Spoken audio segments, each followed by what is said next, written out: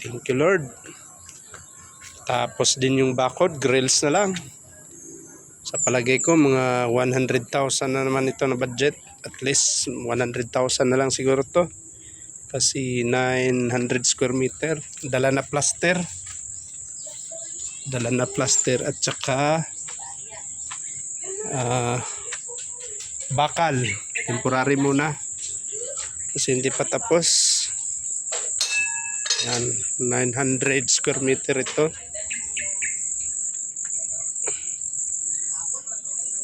Pang tanim-taniman natin ng mga kuan. Ito.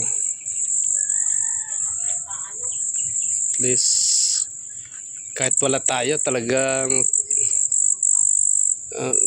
kahit wala ako nagbantay, talagang tinapos ng hard natin na mason. Plaster na lang at saka bakal.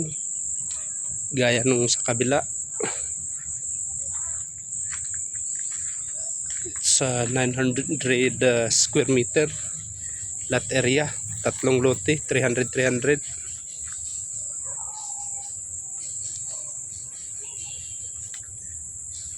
Nung una, yung isa nabili ko ng almost 300,000. Yung pangalawa naman after 1 year lang nabili ko ng 450.